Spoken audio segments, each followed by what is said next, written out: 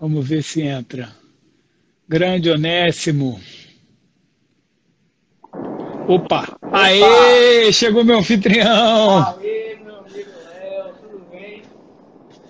Tudo na Agora paz. sim, que maravilha! Fala, a palavra é sua. Eu só estou aqui abrindo o espaço. Tá? Eu agradeço, tô vendo aqui que chegou o pessoal, tá chegando o pessoal do Instituto. Que bom, vou começar a live, já estamos atrasados. É um prazer, em nome do Instituto, do IBDPP, do Instituto Baiano de Direito da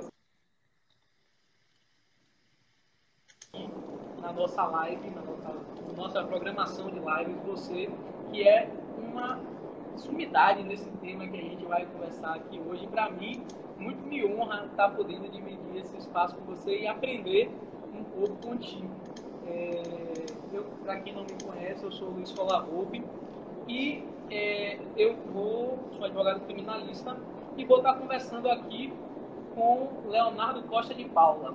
O Léo, para mim, é meu amigo, ele é doutor em Direito de Estado pela UFPR, mestre em Direito Público, vice-presidente do Observatório da Mentalidade Inquisitória, vice-presidente da Comissão Nacional Acadêmico-Científica da Abracrim Nacional, professor da CUNEC, coordenador da Escola Brasileira de Direito Criminal e colocou no mini currículo dele, para minha honra, minha satisfação e uma coisa que eu compartilho, que é a nossa amizade.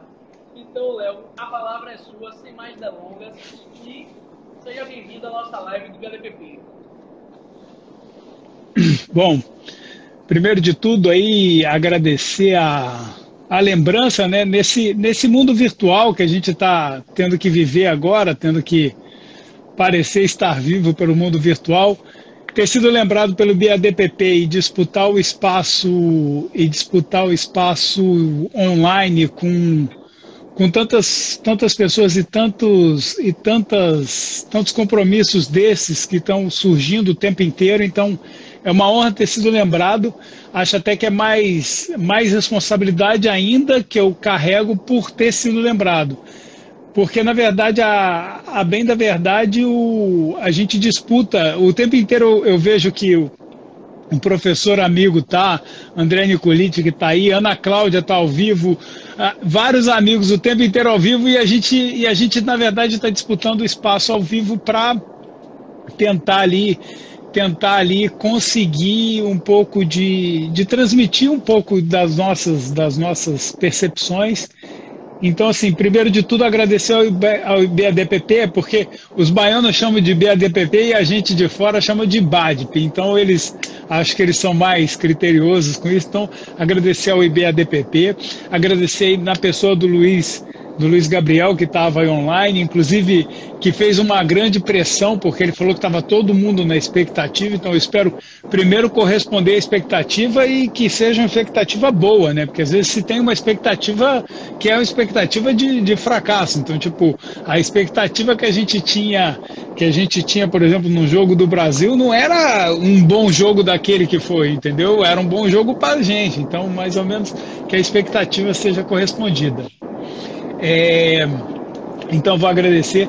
Quando eu penso na Bahia, eu estava falando até com o Luiz Gabriel, eu lembro sempre do restaurante Paraíso Tropical, que é simplesmente uma perdição. Então, a próxima vez que vocês me chamarem, agora eu espero que a gente consiga ir e consiga visitar. Enfim, já entrando no grande Eduardo Newton César Brito, nossa senhora, eu tô aqui, está começando a ter uma pressão certa aqui. Começando, por que eu escolhi o tema, né, nulidades no processo penal? É um tema muito massacrado e é o tema da minha dissertação de mestrado. Então, foi um tema que é muito massacrado e pelos tribunais ele é tratado muito mal e reflexo da doutrina e reflexo da previsão legislativa. Então, eu pensei em trazer esse tema porque eu também estava com pretensão de gravar um curso para a plataforma que eu deixo disponível, mini cursos e tudo mais, que eu quero deixar ele gratuitamente lá. Então eu pensei em fazer esse tema justamente para poder compor junto com essa obrigatoriedade de ter que tratar do tema, que é um tema que eu já trato há um certo tempo, para justamente ele se converter num curso e eu poder, com isso aproveitar o conteúdo. Então, além de ficar aí na plataforma online do perfil do IBADPP, a gente também vai aí deixar ele na plataforma junto com alguns artigos que eu vou citar, que eu vou tratar aqui hoje. Então, o que a gente pensou, até para vocês saber o que está na expectativa do que a gente vai fazer? Eu pedi para o Colavolpe, que é o meu anfitrião, para poder me conceder entre uns 40 minutinhos para poder tratar das nulidades. Então, a ideia é justamente a gente perpassar por uma compreensão de como deveria ser, ou como é mais ou menos tratado as nulidades e como deveria ser tratado as nulidades. Então, com isso a gente consegue dar um panorama e apontar para algum caminho de solução ou de busca da compreensão das nulidades, da teoria das nulidades, como deveria ser. Então, enfim, para isso a gente vai ter que passar um pouquinho na previsão legislativa, identificar qual era o pensamento do Francisco Campos lá atrás, quando ele fala da previsão, do porquê que as nulidades foram pensadas assim. Depois de tratar sobre como as nulidades foram tratadas propriamente dita, eu pensei em tratar um pouquinho, mas muito rapidamente, aí com indicação do artigo e de textos, sobre os problemas de importação, né, das questões do direito processual civil para o direito processual penal, que é de onde meio que acaba causando muita falha na estrutura que a gente acaba tendo no processo penal brasileiro. Então, basicamente, a ideia seria meio que passar por isso para poder depois chegar onde deveria ser ou qual seria o prumo do que a gente pensaria em nulidades no processo penal. E aí, óbvio, eu já vou fazer recomendação tanto do meu livro de nulidades no processo penal, que quando o Colavolpe vier aqui ao Rio de Janeiro, ele já pode buscar, já está aqui separado para ele. Eu não vou levar agora, porque eu tô fazendo isolamento social, mas também indico a obra do Glockner, que, óbvio, é uma obra com um pouco mais de abrangência e com uma perspectiva um pouco diferente, mas que eu acho que tem que ser referenciada nesse assunto. Então, enfim, feitas essas digressões e mostrado mais ou menos o caminho que a gente pensa em passar, qual é a ideia? A ideia é justamente a gente estruturar. Eu poderia, e a gente pode, óbvio, falar de nulidade, a gente pode ficar rememorando vários aspectos. A gente pode falar das ordenações filipinas, a gente pode, que as ordenações filipinas previam sanatória para salvar a substância do processo, que se você for olhando a cada momento da história, anacronicamente, você vai perceber que sempre tinha alguma tentativa de salvar os atos do processo e não permitir que isso conglobasse em uma declaração de nulidade. Então isso vai acontecer no Código de 1841, no Código de Processo Penal, de Processo Criminal, né? Que os juízes poderiam sanar nulidades ou fornecer maior conhecimento da verdade, numa busca da verdade. Também a gente poderia, inclusive quando eu estava fazendo pesquisa para dissertação nessa época, eu encontrei autores que falavam assim, não, a teoria das nulidades ela é proveniente da ordenação francesa de 1667. Eu disse, mas de onde que ele tirou isso? E aí eu consegui localizar a ordenação francesa de 1667 e vi que ela não tinha reflexo nenhum com o que se nomeou de pas de nullité sans griffe, que na verdade foi nomeado agora, não tem nem 100 anos, na verdade, que foi estruturada a ideia de pas de nullité sans griffe e pas de nullité sans texte, que na verdade era o que começaram a atribuir como vinculação do Código Civil Napoleônico. Em 2 artigos ele fazia essa referência à nulidade sem previsão legal, na verdade, porque existia uma previsão lá de que se o ato, e na verdade o ato civil, não tivesse gerado prejuízo para o hipossuficiente, que não seria declarada nulidade. Veja como é que não tem reflexo com o que passou a ser a compreensão da teoria das nulidades no processo penal brasileiro. Então, essa análise anacrônica, essa notícia anacrônica, fora do contexto, fora da estrutura de pensamento, para poder dizer o que seriam as nulidades, ela acaba sendo um reflexo simplesmente de uma tentativa de atribuir ao passado uma questão de que as nulidades seriam isso.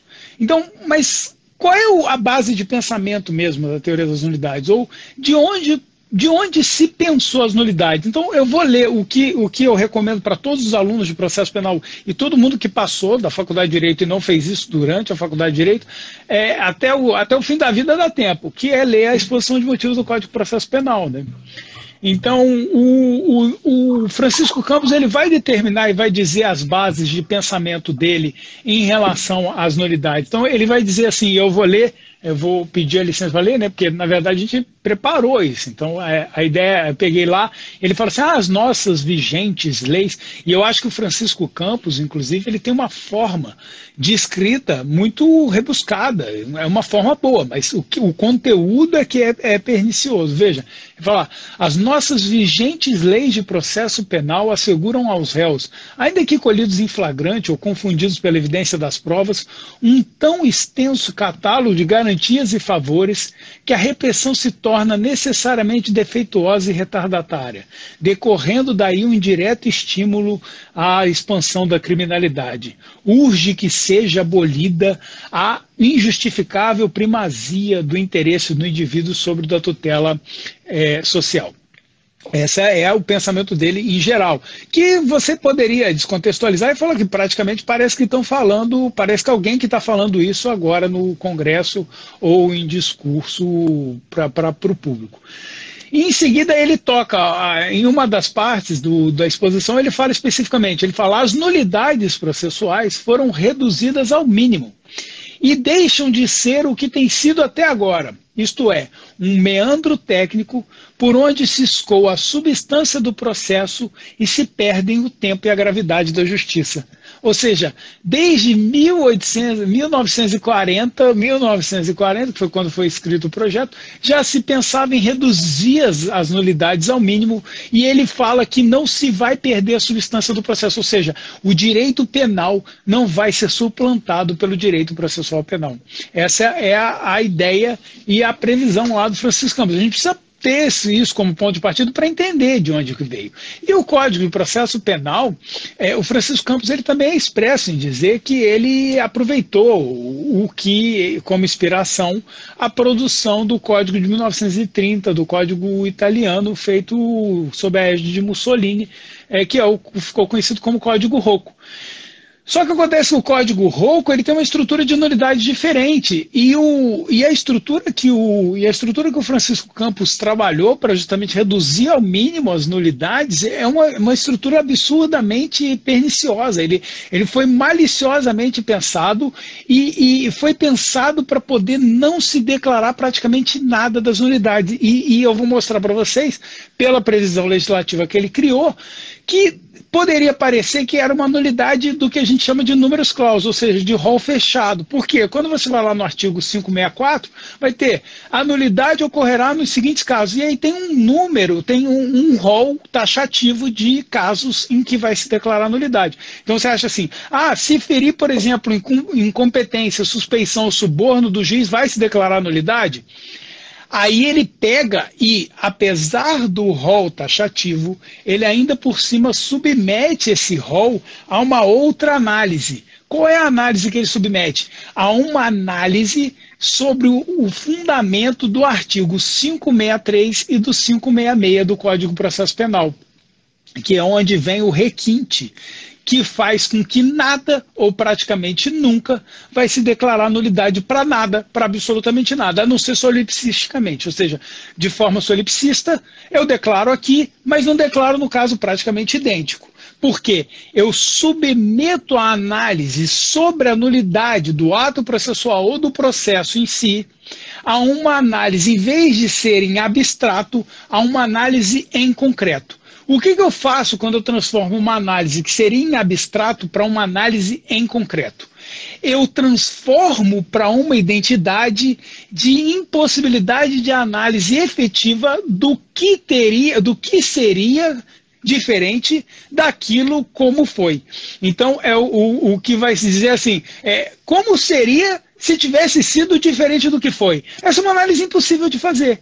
Então, na verdade, o que a gente tem, quando se faz essa suplantação da análise em abstrato para a questão em concreto, é que a gente pega a análise do 563, que vai falar que nenhum ato será declarado nulo se da nulidade não resultar prejuízo para a acusação ou para a defesa. Além disso, então, eu busco ou acrescento ao processo penal para se declarar nulidade de um filtro em relação aquele rol taxativo do 564 ao 563, dizendo que só vou declarar se foi nulo ou se não foi nulo o ato, se houver resultado prejuízo. Então eu já começo a trazer uma análise em concreto, ou seja, se tivesse sido diferente daquilo que foi, será que teria sido diferente a decisão? É isso que ele impõe. E aí, ainda por cima, ele condiciona, no segundo critério, ele condiciona a análise da nulidade em concreto, ainda por cima, submetida à verdade substancial. Ele vai falar, ó, não será declarada no 566, não será declarada nulidade de ato processual se não houver influído na apuração da verdade substancial ou na decisão da causa. Ou seja, eu submeto essa análise, que seria abstrata, por força do devido processo legal previsto em abstrato, para uma análise em concreto. Será que teria sido diferente daquilo que foi? Então, essa lógica do Francisco Campos, ela foi extremamente maliciosa. E o que acontece quando a gente forma essa lógica maliciosa? Eu durante a quarentena, durante o isolamento, eu até chamei meu pai e a gente começou a estudar lógica. Então, quando a gente estuda lógica, eu estava rememorando, porque eu tinha estudado lógica, sei lá, quando eu ainda era menor de idade, lá, 12, 13 anos. E aí eu estava rememorando, e aí você cria a lógica, depois eu também estudei aos 17, 18 anos. Mas a lógica de programação é interessante porque o que ele cria é, na verdade, uma análise de if. E quando você faz, na ideia de lógica, quando você faz um if, para poder verificar se o ato é válido, ele puxa o if, só que aqui ele cria um loop infinito. Por quê? Porque nunca vou conseguir fazer a análise para ver se seria diferente daquilo que foi. Por quê? Porque a gente não tem, sei lá, uma bola de cristal para poder saber como é que seria o mundo se eventos tivessem acontecido diferente. É a mesma coisa de dizer assim, será que aquele pangolim que transmitiu não sei o que para outro bicho que chegou seria diferente? Então, não dá para a gente ter essa hipótese. Então, a forma maliciosa é porque ela torna o loop infinito e, na verdade, ele nunca permite que nenhum ato seja declarado nulo. Nesse loop infinito, isso é a lógica perfeita para se declarar somente quando tiver interesse daquele que tem mais poder ou, em algum momento, ele vai declarar quando ele quiser. Então, na verdade, nunca vai ser uma análise.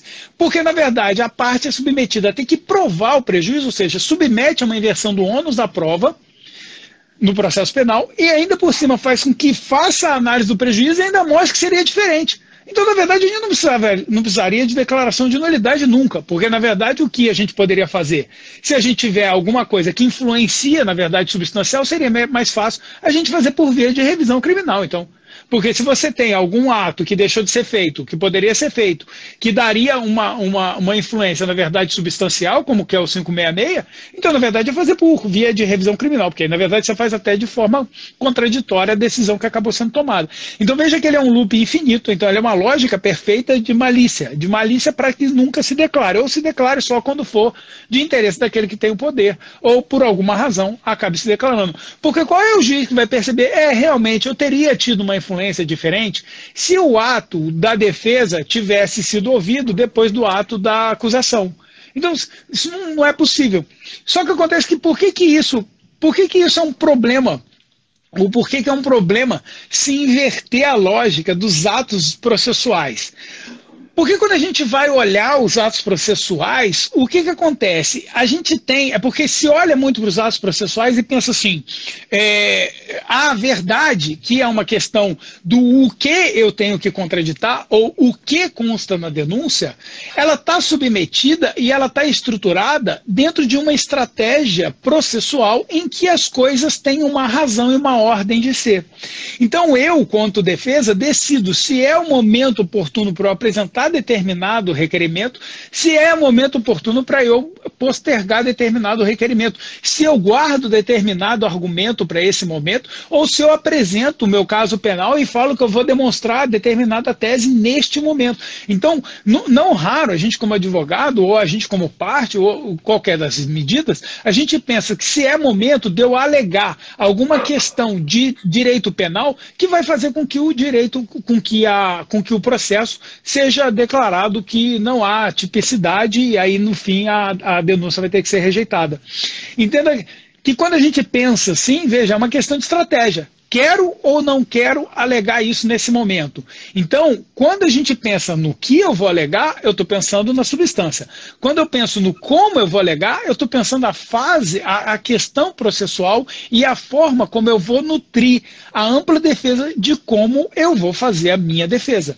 Então, no momento que eu inverto os atos processuais, no momento que eu opero uma inversão desses atos processuais, o que eu começo a causar com essas inversões é que, na verdade, eu estou suplantando a possibilidade do indivíduo de se defender. E aí é que eu percebia que tinha algum problema. Tinha algum problema que tinha que ser resolvido.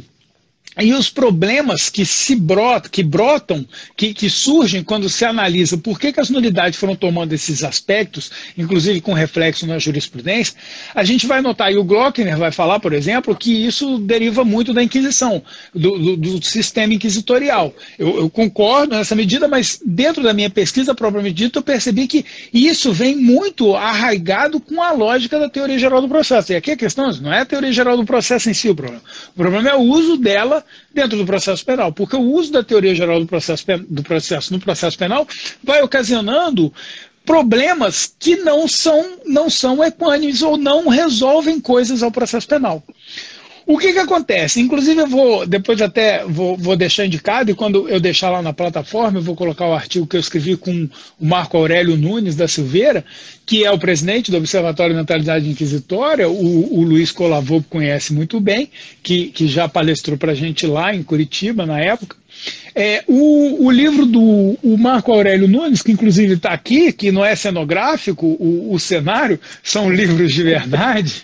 Então, que aí o cara fala assim, não, ele comprou aquela impressão certinha, não, está aqui o livro. Então, o Marco Aurélio Nunes, no capítulo 1, ele vai demonstrar os vícios e os problemas de se adotar a teoria geral do processo ao processo penal. E aí a gente até escreveu um artigo que está disponível na revista de estudos criminais, na REC, da ITEC, né? A gente nominou o artigo como Teoria Geral do Processo e a Cera de Abelha.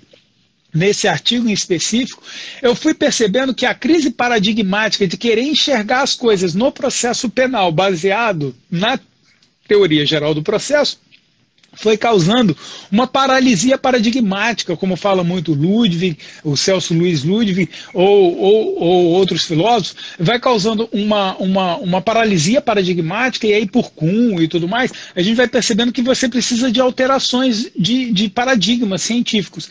E quando você tem uma paralisia de paradigma, você acaba não percebendo determinados problemas no campo daquele universo.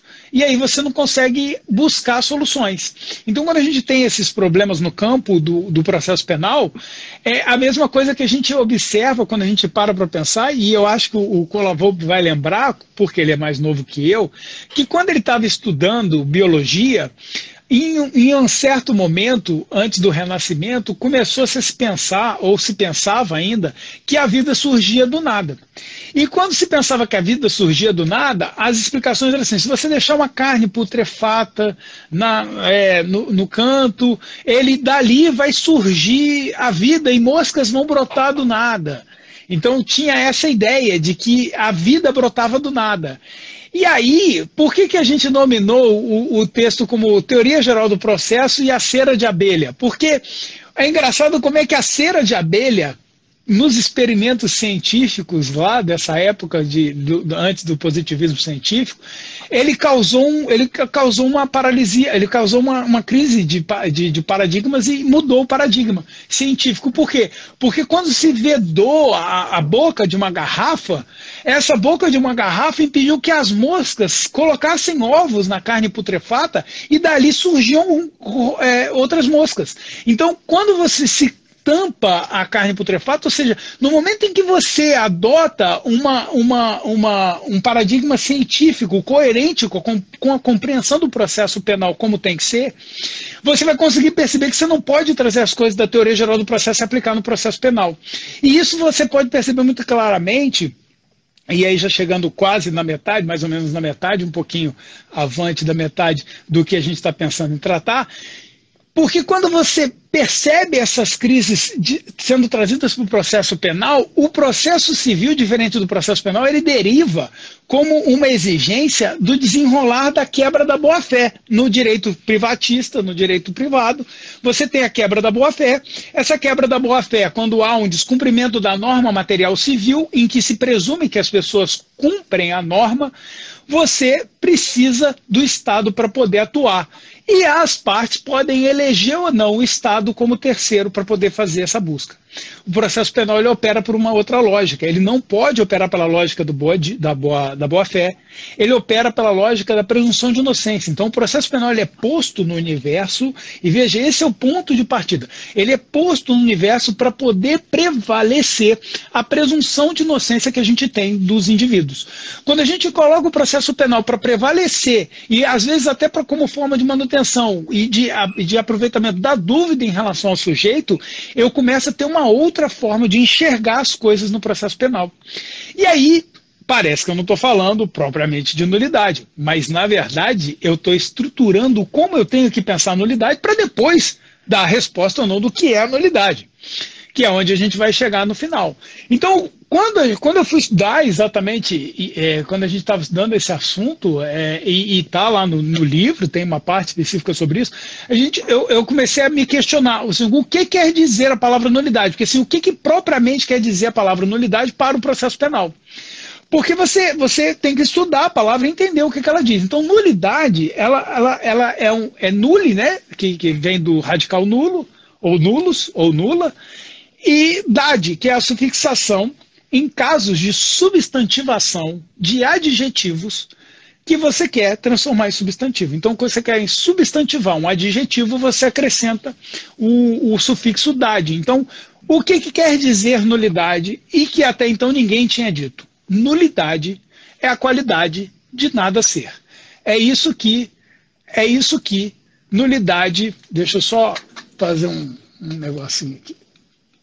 Desculpa a interrupção. Esse que é o problema, às vezes, de estar sozinho no meio do isolamento. Então, nulidade quer dizer o quê? Nulidade quer dizer a qualidade de nada ser. E aí é que começa talvez, a gente começar a compreender as coisas. E o que quer dizer nulo? Porque a gente já sabe o que é a sufixação por dade, certo, Colavolpe? Então, a gente tem que saber o que é nulli, o que seria o nulo. E aí, veja, nulo, quando você vai estudar, ele quer dizer nada, ou ele quer dizer ausência. Ele quer dizer aquilo que não é. Então, nulos, nula, ele quer dizer nada ou ninguém. Até aí tudo bem, maravilha, não falou nada de novo. Não, eu falei, estou fazendo a compreensão, estou falando nulidade é a qualidade de nada ser. Só que acontece que para as outras áreas científicas, e veja que a abordagem ela tem que ser transdisciplinar.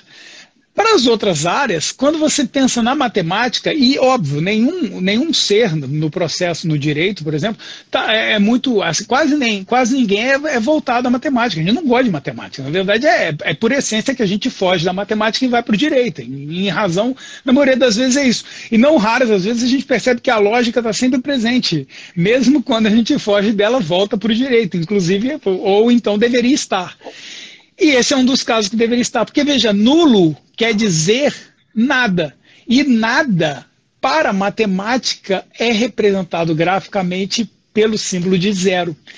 Que estruturalmente ele foi criado como a ausência daquilo que não está.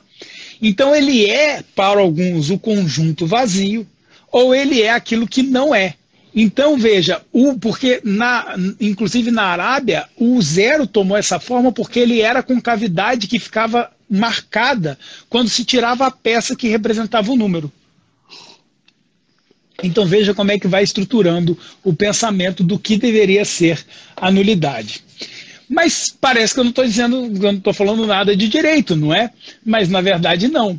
Veja, porque quando a gente vai olhar na matemática o que quer dizer o zero, e aí faltam, do tempo que eu pressupus aqui, faltam só para vocês saberem que eu estou vendo o prazo, uns 11 a 10 minutos para poder encerrar. E aí é bom que os que ainda estão assistindo continuam só para poder ver se eu vou encerrar mesmo no horário. Essa é uma das técnicas da gente tentar ver se foi bem preparada a fala. E aí o que acontece? Então, quando a gente pensa na nulidade, aí eu fui estudar matemática, eu falei, tá, mas o que os matemáticos falam sobre o zero?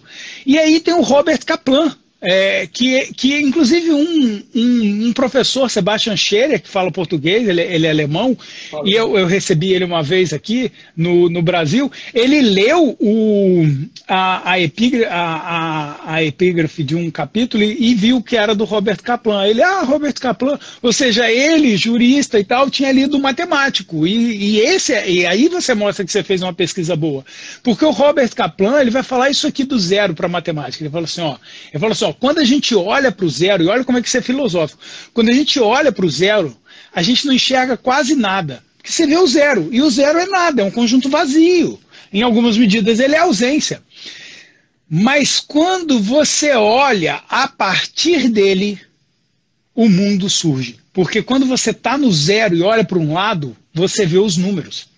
Quando você está no zero e olha para o outro, você vê os números negativos. E aí outro matemático vem e complementa. O zero para a matemática significa a aurora da matemática. Ou seja, somente com a invenção, porque o zero ele não foi descoberto, porque o zero ele tem uma estrutura diferente, porque ele é a abstração máxima do que se pode ser, porque naquilo que é tido como empírico, o zero representa aquilo que não é sensação. Então veja que ele é a máxima abstração. E por que eu estou falando de zero? Nessa hora eu fico imaginando o pessoal pensando em mudar para poder ver o que está acontecendo no Instagram de outra pessoa. Mas a questão é a seguinte, quando a gente pensa para o direito, e aí eu vou parafrasear o Robert Kaplan aplicando isso ao direito. Quando a gente olha, Colavolpe, para o zero, ou quando a gente olha para o nulo, para a nulidade, a gente não vê quase nada. A gente vê essas explicações que querem aproveitar, querem falar do prejuízo e aproveitar todos os atos. Mas quando a gente se coloca no lugar dele, a gente enxerga o mundo. Talvez quando a gente compreender a função da nulidade no processo penal, é a hora que a gente vai começar a se dar conta do que é o processo penal.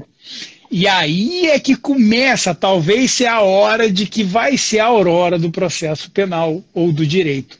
Porque o que acontece? Quando a gente se coloca no lugar do zero e enxerga o mundo, a gente começa a perceber que, na verdade, a nulidade é a declaração de que o processo não foi como ele deveria ser. E assim, a questão é a seguinte, quando a gente pensa como o processo deveria ser, a gente pensa imediatamente em devido processo legal. E eu não estou falando nada demais, porque veja só, o primeiro estabelecimento, ou um dos primeiros estabelecimentos que a gente vai pensar em processo penal é: eu só posso perder os meus bens e a minha liberdade pelo devido processo legal. Olha que eu não estou falando nada demais. Até agora, eu só falei coisas que estão escrachadamente definidas em lei e como deve ser. Então veja que parece absurdo eu exigir que o Estado e que o juiz e que o Ministério Público sigam a lei.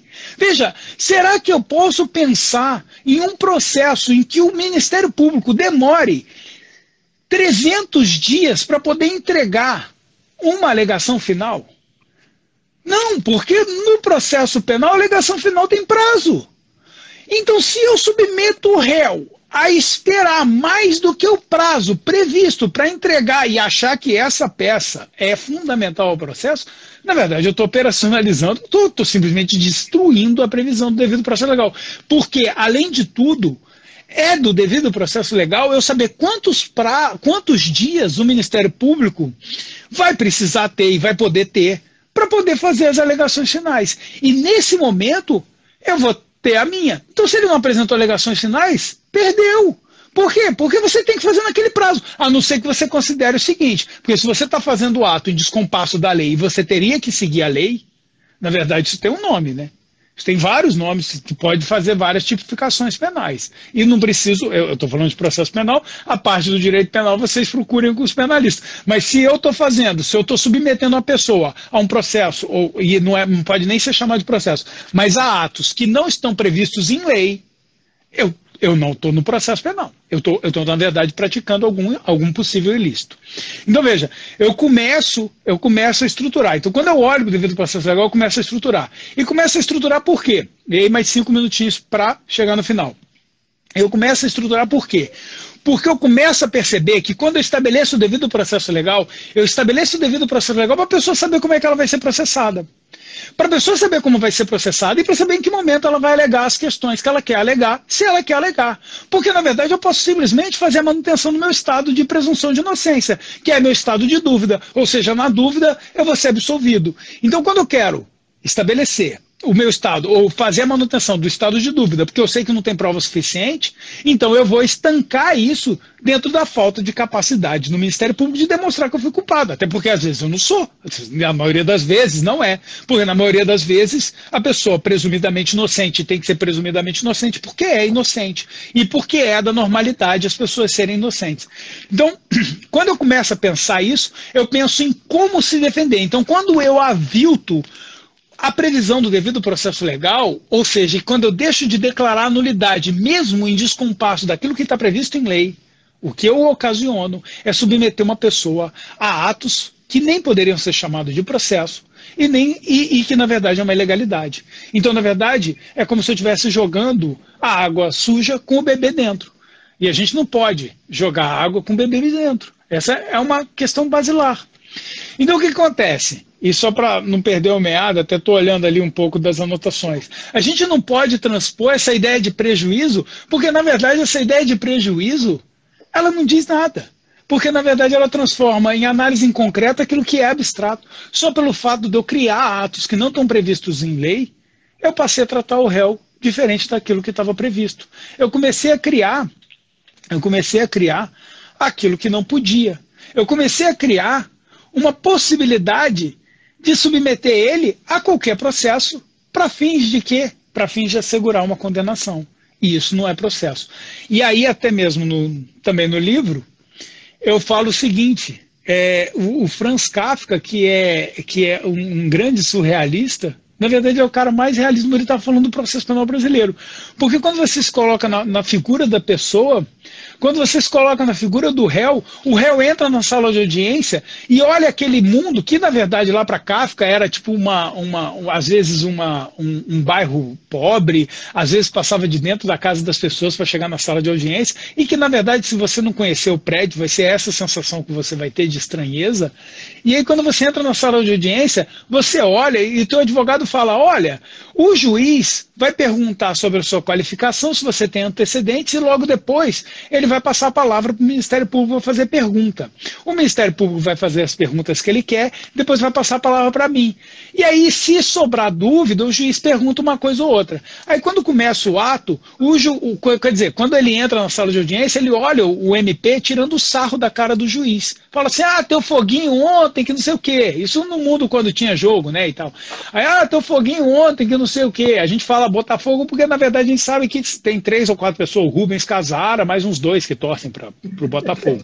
Então, assim, talvez as filhas dele acho que também torçam. Mas aí, tipo, por isso que a gente fala Botafogo para ofender menos gente. Mas aí, teu foguinho ontem, então, não sei o quê. Tem um amigo meu também, Felipe Souto, que também torce Botafogo. Então, aí o que acontece? Então, quando ele chega a ver o cara tirando sarro do juiz, e fala, aí você vira e fala assim, aquele que está embaixo ali, que tirou sarro do juiz, é o promotor, é ele que está te acusando. Aquele que está em cima ali é quem vai te julgar, que está levando um sarro do promotor, como se eles fossem amigo íntimo, como se ele saísse para beber o final de semana todo. Aí beleza, você explicou o ato para ele, você falou como é que é a sequência dos atos, daqui a pouco chega o juiz e fala assim, olha só, Na verdade, eu queria ver assim, você quer confessar?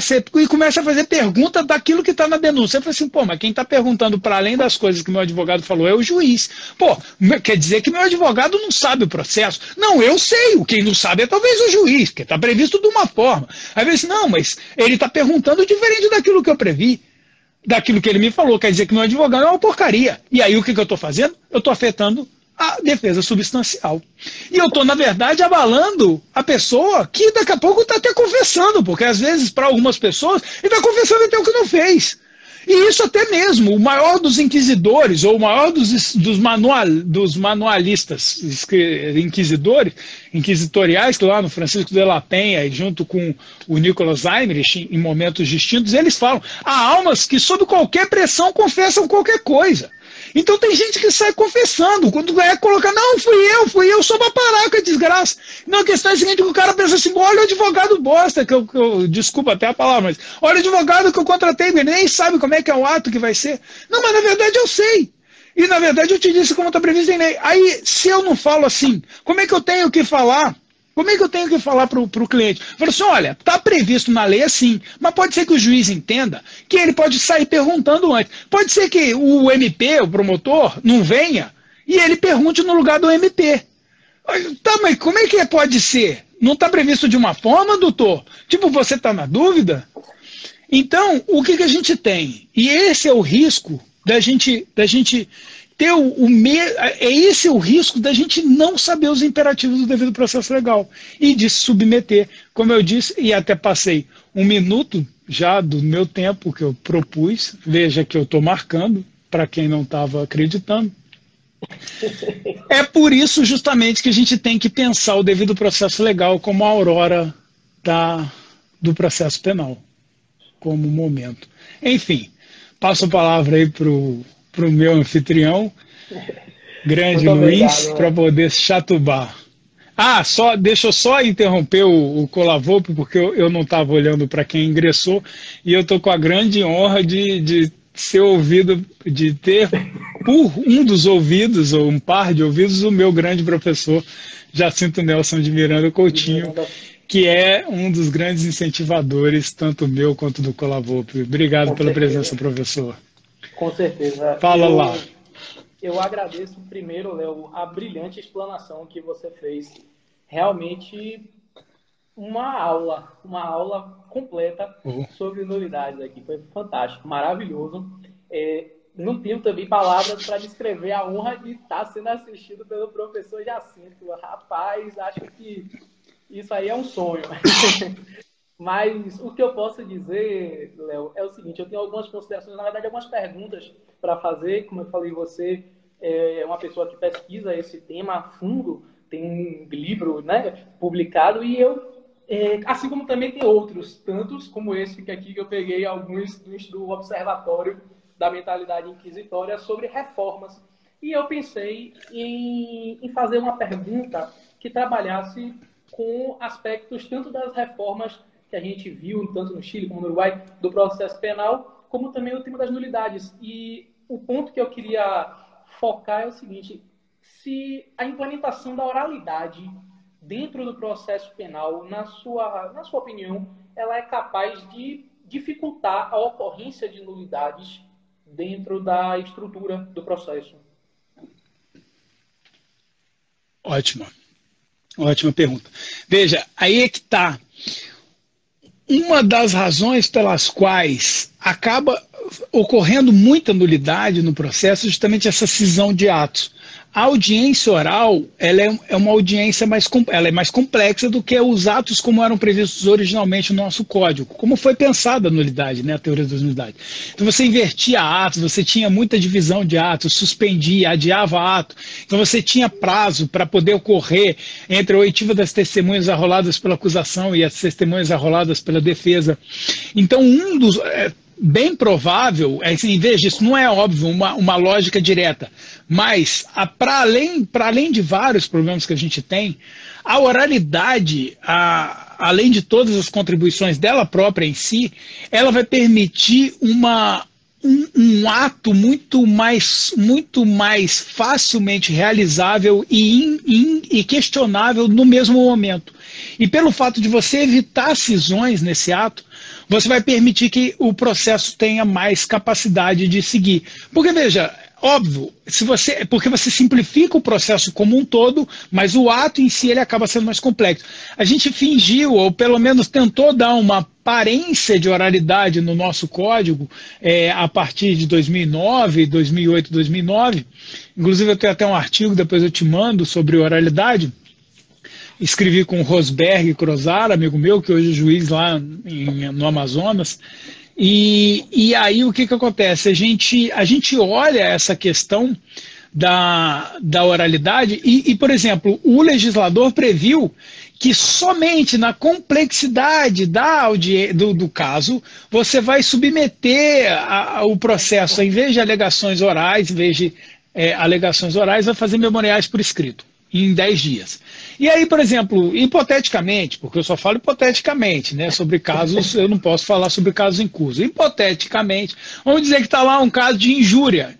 Injúria, caso simples, você vai me falar que injúria é complexo, talvez algumas formatações de compleição do ato de injúria podem ser complexas, mas aí quando a gente pensa num crime normal, num crime comum, num crime que, por exemplo, injúria, se a gente pegar os WhatsApp da vida aí, imagina a quantidade de injúria que a gente pode achar, né? Então, um processo de injúria, o juiz pega e fala assim, não, pelo adiantado da hora, vamos submeter a memorial. Aí eu pego o processo, na verdade vai para o Ministério Público, ao Ministério Público, em vez de oferecer alegações no prazo, fica 7 meses, eu estou falando hipoteticamente, tá? Só chutando dados, podia ser 12 meses. Uma vez um amigo meu falou que foi 354 dias, legal, 354 dias para poder fazer uma alegação final, deve ser um processo assim, muito complexo. Aí quando você pega lá a petição, alegações finais por memoriais, né, escritos, você vai ver, mas você demorou 3, 7 meses para escrever essa porcaria aqui, você escreveu essa porcaria em 7 meses, foi isso mesmo? Você não deve ter o número de dias, se bobear, quantas horas você trabalhou, então você estava escrevendo, era por letra? Tipo assim, cada hora você escrevia uma letra, como é que você vai explicar isso? Então, óbvio, quando você torna o processo menos complexo, o ato em si da oralidade não, mas o processo com menos atos, com menos divisão, você proporciona menos nulidade. Veja, se já não é um absurdo a gente pensar que o magistrado se afastou 7 meses de um ato, de uma audiência, e ele vai ter que dar a decisão sobre aquele ato. Inclusive, é engraçado porque teve um processo que eu trabalhei hipoteticamente, entendeu? Que eu trabalhei hipoteticamente, que eu falei assim, vem cá, pela audiência, a minha memória me mostra que o único caminho é a absolvição. Mas se o magistrado, por alguma razão, achar que não é caso de absolvição, é culpa do prazo. Por quê? Porque se o magistrado tem alguma dúvida que não é absolvição, certeza que isso já é o próprio prejuízo. E o ato, então, o processo já se transformou em nulo. Veja, hipoteticamente eu poderia ter colocado isso numa petição. Hipoteticamente. Por quê? Até hipoteticamente eu também posso te mostrar. Mas o que acontece? Veja, eu tenho como um dos direitos, qual é o direito daquele réu? O direito daquele réu é que o juiz lembre da audiência e lembre daqueles dados que ele colheu e da percepção cognitiva que ele teve naquele momento. Quando eu submeto isso a 7 meses, mais um mês de ir para o assistente de acusação, mais uma semana para vir para mim, eu poderia pedir replicar o prazo, porque se o Ministério Público demorou 7 meses para fazer aquele primor de uma petição, eu também poderia demorar 7 meses para fazer o mesmo primor de petição. Então eu teria direito à paridade. Veja que não é nem concebível pensar em pedir replicar o prazo, mas no mínimo, alguém tem que responder a um processo. Por quê? Porque não é possível dizer que uma alegação final que era para ser feita num prazo X seja feita em 30 vezes o prazo. Não dá para dizer. Você não tem como dizer que isso é lícito. Isso não é, na verdade isso é contrário à lei. Você está oposto ao que está previsto na lei. E veja só, justamente às vezes por aquele que é o custos leis, é o cara que assegura a existência da lei. Como diria o Jacinto, inspirado no meu professor. Enfim, acho que para te responder também permitir que às vezes a gente consiga mais uma pergunta. Acho que a gente tem mais uns 9 minutos ainda nessa live, como eu que abri, apesar de você ser um anfitrião, como eu abri, eu estou mais ou menos tentando marcar. Diga lá. Maravilha, Léo. Então eu vou fazer mais uma consideração, que é assim, eu acho que há um ponto que eu inclusive concordo com o Glockner nesse momento, que para mim é um grande equívoco se observar a questão das nulidades a partir da jurisprudência. Eu acho que a questão da nulidade, você não pode... Esse é um grande ponto. Eu acho que a gente deve fazer a construção e, inclusive, se a gente for partir da jurisprudência, como o próprio Glockner ele vai falar, a gente vai ficar muito atrasado, porque o Supremo e outros tribunais estão muito, muito, muito atrasados em relação a nulidades do processo penal. A gente viu isso agora, as discussões que foram feitas em relação à presunção de inocência, que é um pilar básico da nulidade dentro de uma teoria constitucionalizada. E, nesse mote, eu pego para fazer um questionamento em relação a o que foi feito no pacote anticrime com a questão do júri, né? A questão do júri e a sua execução antecipada. Então, eu antes até tinha pensado que o pacote de crime era um silêncio eloquente em relação às nulidades, mas a gente vê, não. Eu vejo como um retrocesso. Eu queria que você comentasse um pouco a respeito. Veja, eu vou te responder, óbvio. Em relação à execução da pena antecipada, quando você tem discussões sobre nulidade, eu vou ser o maior dos defensores. E vou ser o maior dos defensores de que isso é ilegal, isso é inconstitucional. Isso não se tem a menor dúvida. Eu mandar um abraço só pro Álvaro Alta Vinícius,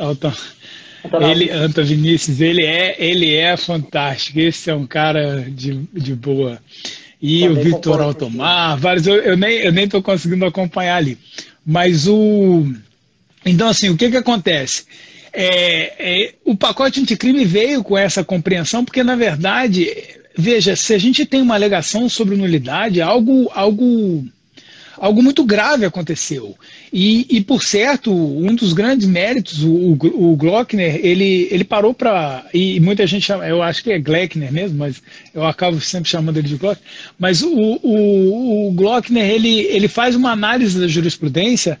E por que eu, diferente dele, eu pensei assim, eu não tenho que analisar a jurisprudência, porque eu olhava a jurisprudência e todas as nulidades eram tratadas como se fossem relativas. Então, veja, se a doutrina finge, porque a doutrina parece que diz que tem nulidade relativa absoluta. Você fala lá, alguns vão falar nulidade absoluta relativa. Mas aí, se você ler com atenção as principais, entre aspas, doutrina, o que a gente chama de porta-vozes autorizados, mais propriamente, entre aspas, doutrina, vão falar sobre nulidade, eles vão falar o quê? Eles vão falar, na verdade, vão falar assim, mas se por um acaso não resultou prejuízo, como assim não resultou prejuízo? Se você está me dizendo que ocorreu uma nulidade que é absoluta, acabou o processo, acabou a estrutura. Então a questão é que forma a garantia. Porque quando a gente pensa, e esse é o ponto, quando a gente pensa, e a gente precisa pensar que a gente tem tanto vício, que a gente tem um número recorde, cada vez mais recorde de habeas corpus, é porque as decisões estão sendo ruins. Porque os advogados acham que as decisões estão ruins. Eles realmente mostram que estão sendo ruins. Às vezes a gente tem habeas corpus aí. Teve um habeas corpus que eu fiquei sabendo, que se entrou sobre determinados fundamentos, inclusive de nulidade da decisão. E a decisão foi assim, não vislumbro questão sobre o Covid. Eu falei assim, mas ninguém perguntou nada sobre o Covid. Então, sim, Alguém cometeu um crime, e não foi o cliente, não foi a pessoa, o impetrante, porque na verdade alguém deixou de dar decisão sobre o que as partes estão pedindo. Então veja, quando a gente tem esse aspecto, as pessoas, porque vai se tomando uma proporção de achar que os promotores, que os advogados, ou qualquer que seja, quem vai alegar uma nulidade, está fazendo isso de birra, não está. A gente entra com o habeas corpus quando a gente vê que não é uma análise, tem que ler, e as pessoas, a jurisprudência e as decisões, elas têm que enfrentar os argumentos das partes. Então veja, você pega uma decisão em que não se trata nem sobre os argumentos das partes, isso não é só nulo. Isso, na verdade, é aviltar a possibilidade de acesso à jurisdição das pessoas. Então, quando a gente pensa isso, se você tem a possibilidade de questionar a nulidade de um julgamento em segunda instância e ocorrer a execução, óbvio que está errado, óbvio que está errado. Você não pode ter por pressuposto que o sistema recursal é para atrasar, senão a gente volta para Francisco Campos. Na verdade, é a mesma coisa que Francisco Campos. E aí é o que o próprio Jacinto fala, é melhor deixar o código como original, porque pelo menos ele tinha uma lógica interna. Agora a gente não tem lógica nenhuma, se repara, fica se achando. Sabe o que é? Eu em uma palestra que eu fiz, inclusive com a Michele Cabreira, que você conhece, o Jacinto, eu falei, para quem está se afogando, o jacaré é tronco. Então a gente olha uma alteração processual penal que é menos maléfica ou que talvez caracterize um avanço, mas na verdade isso é só um jacaré. A gente está se apoiando ali, um ou outro vai se salvar porque se apoiou no jacaré. Mas a grande maioria vai para o fundo com ele, vai virar carne putrefata e vai virar uma hora dejeto de jacaré. Esse é o grande problema. No fim, a gente só está voltando para Francisco Campos. E aí é melhor fazer o que Francisco Campos quer, porque pelo menos os caras nessa época tinham mais seriedade. Agora, nem a enfrentam os nossos argumentos. Agora, a gente pode colocar que tem que ter análise fática. No artigo 315, no artigo 316, lá, parágrafo 2º, a gente pode colocar lá que tem que ter análise fática, tem que demonstrar que enfrentou as razões pelas partes em todas as decisões, acórdãos ou sentença, que ninguém vai fazer. Uma vez, o Lênio, ele estava me indagando, viu? Aí, ó, colocamos no CPC, na época da discussão do CPC, incluímos no CPC a necessidade de fundamentação das decisões judiciais. Eu falei assim, ele tem na Constituição e ninguém segue, então vai fazer diferença nenhuma. Então já não seguia lá, já não vai... Rapaz, nem em vigor, presta atenção, eu fiquei sabendo que nem em vigor estava o código, que eles já falaram assim, não tem que responder todas as indagações das partes. Colavolpe, 29 segundos para acabar. Vou encerrar e vou retornar para a gente encerrar. Beleza, só para não perder. Tá bom? Tranquilo, vai lá. Valeu. Valeu, um abraço. Retornamos.